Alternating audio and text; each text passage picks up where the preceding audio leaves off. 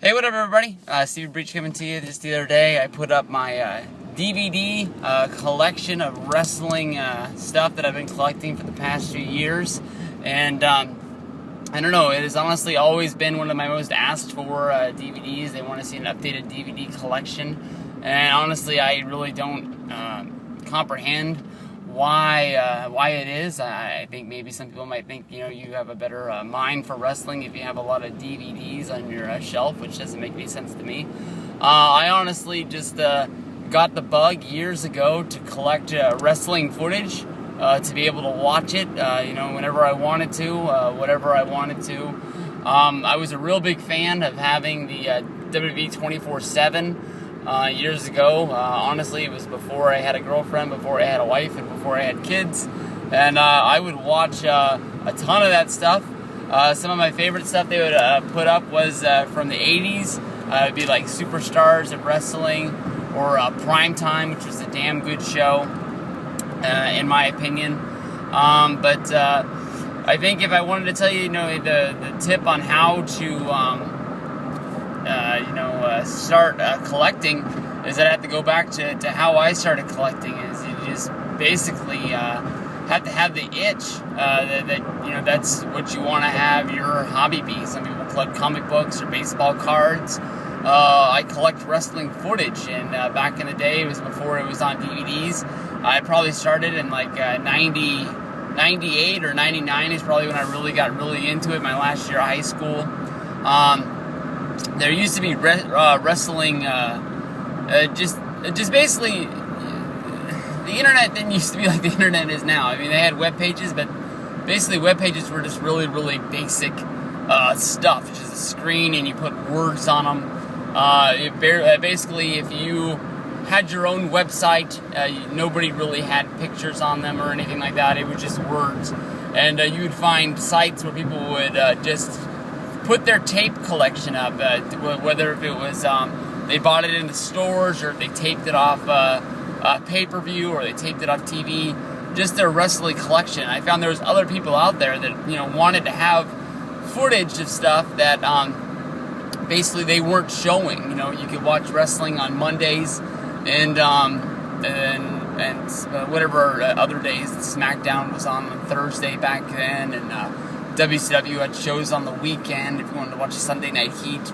But sometimes you just get sick of that shit, and you want to watch some of the stuff from being a child, and the stuff you loved. I mean, it matched like Killer Bees versus the Iron Sheik and Boris Zukov. I mean, where the heck you gonna find that at? So basically, I just started writing these guys, and basically they understood that I was a new collector, and they wanted, basically what they would do is trade. They're looking for something they don't have, so you would make a copy if you had something you had on a VHS tape, and you send it to them. The whole process of trading VHS tapes takes forever, because you have to let the whole VHS tape play in order to copy a DVD. To copy it onto a VHS. So, the process of doing a VHS tape trade honestly could take you a week just to get the trade ready to be shipped off and mailed to the guy's house. So, I mean, sometimes you would be waiting 2 weeks, 3 weeks for a trade to be completed to where you got new stuff in. There was many times when stuff came in and I didn't even remember trading for it.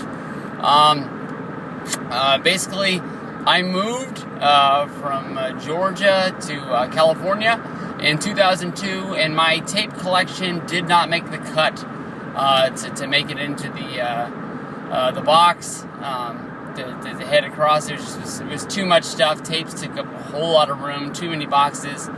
They currently are residing somewhere in a dump in Gwinnett County, Georgia, is my old wrestling collection. Sad to say.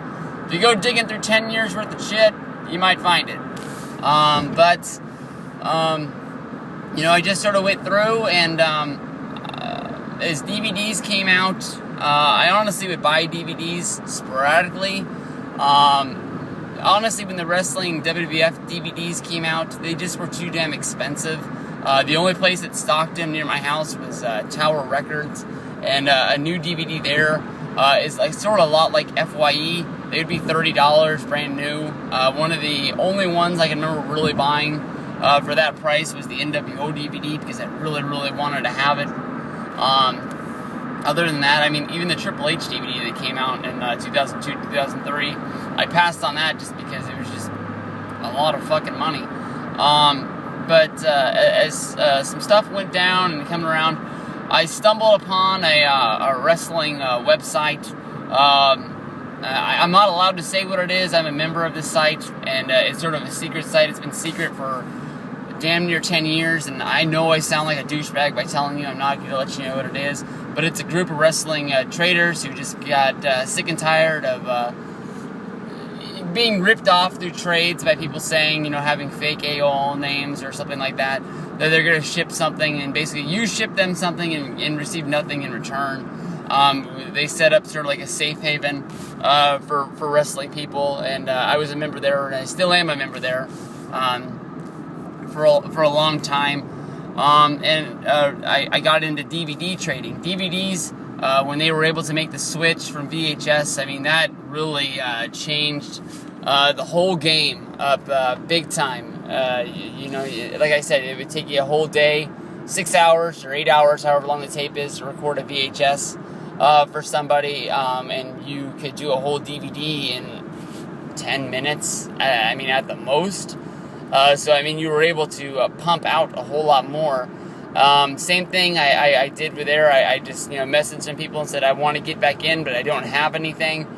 They let me start out just by sending them blank discs. You know, I'd buy them a spindle of like 50, and they'd send me 25, and they'd keep 25 for themselves, so they made out a little bit in the deal, and I'd paid for shipping.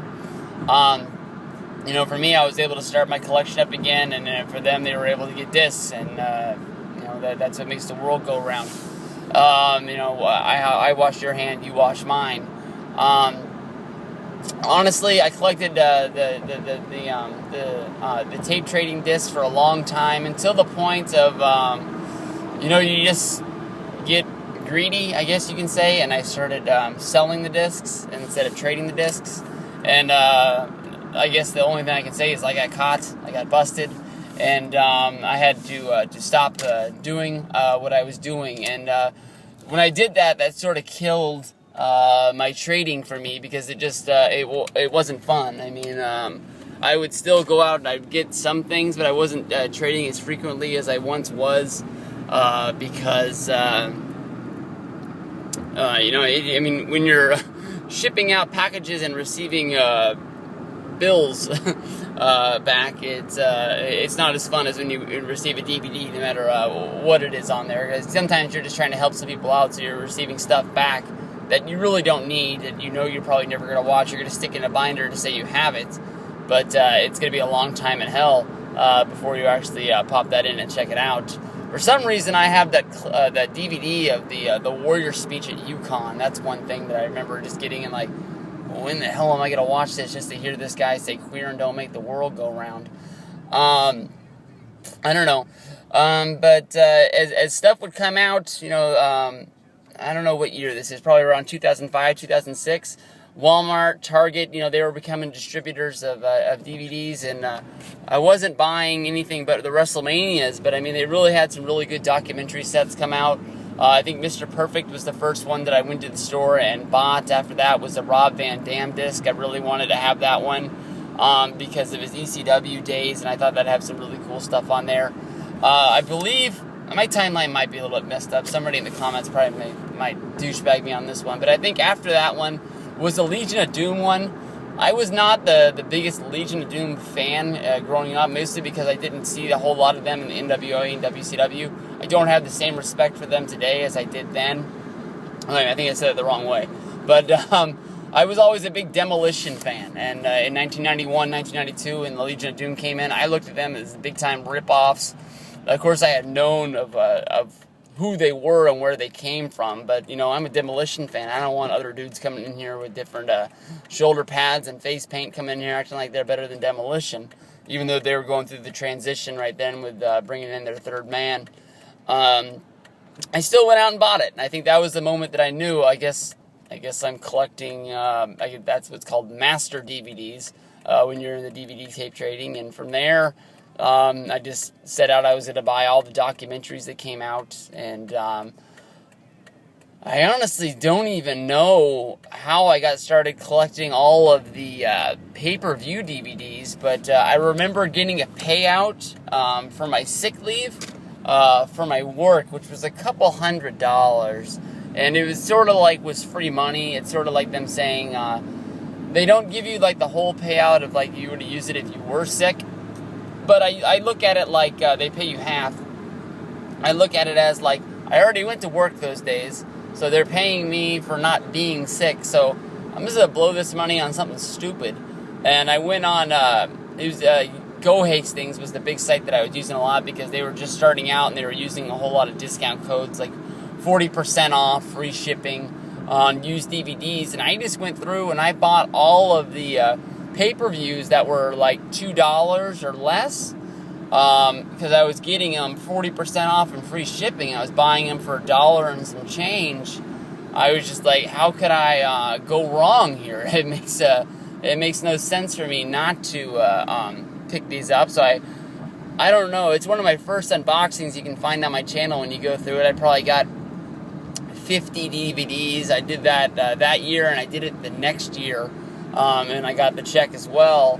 And that's really just how it got started. Then you just have to go through filling holes on what you get. When I started buying Blu-rays, I took advice from my good buddy Gemini686, I think everybody knows, and his advice with the DVD collection was just, you gotta go to the store and you gotta buy them all, because if you don't, if you buy them all when they come out, you're never, trying to fill holes. You just always know you're up to date and you always have everything. That's what I did with the WWE Blu-rays, and I think that was the smartest decision I ever made until I started seeing some at Walmart for $5.99. But I always just make sure that when the new ones come out, I always make sure I pop them in and watch them that first time through, so I feel like I got my money's worth. So it's not like I'm going to Best Buy seeing them for $5.99. I'm like, I paid $15 to have that, a year ago, but I haven't watched it, so I sort of wasted $15 in the long run. But that's my advice to you guys is just, you have to have the hunger, you have to, want it, and, it's just good to know that, my wrestling style of watching TV has changed in the last year since I haven't had cable. I mean, Hulu's changed it where I don't have to go on YouTube or download torrents in order to watch Raw and SmackDown anymore. I can watch it on there. I wish it would be easier to watch Impact, but that company is that company, and I guess they're not smart enough to call Hulu up and say, hey, put our shit on there and get Netflix a chance as well. But that's what I would do if I were them. But I don't have to watch wrestling. I used to have to come home, watch the DVR on Mondays and Fridays, and Thursdays to make sure that I kept up on everything. And now if I don't want to watch something, I don't watch something. And now I have that large DVD collection to pull from, which is always, pretty cool, because if there ain't nothing to do, might as well watch some wrestling. And why not, pop in, Armageddon at 99 and watch Vince versus Triple H, one of my favorite matches of all time. That's the reason why I got it. That's the reason why I have it. Some people say it's a waste of money, but I guarantee you, before my time is done, I'm going to watch every single one of those DVDs, and I'm going to love everything. I've always said one of my goals in life, and it's a pretty shitty goal, and and honestly is very, what the fuck is the word I'm using for? Selfish. But I would love to take a vacation from work, and I would just love to sit down in front of the TV, Al Bundy style, and park myself off and block off the couch so no one can interrupt me, and just start in like January of 1996 or something like that, and just watch Raw, Nitro, go all the way until a pay-per-view comes out, watch that pay-per-view, and then just basically watch a whole year's worth of wrestling, and just watch it until I get bored. If they put up an advertisement that a DVD's coming out, go grab that DVD, fit it into the schedule, so it's like I'm watching wrestling all over again from a whole year, and being able to use my bootleg, Raw collection and Nitro collection, I'll be able to do that, and I've always thought that was pretty bitchin' that I can do that. So this is Stevie Breech. I apologize for taking up 15 minutes of your day, but that is the reason why I have my DVD collection, and that is my advice to you guys to try and start your DVD collection. Peace out.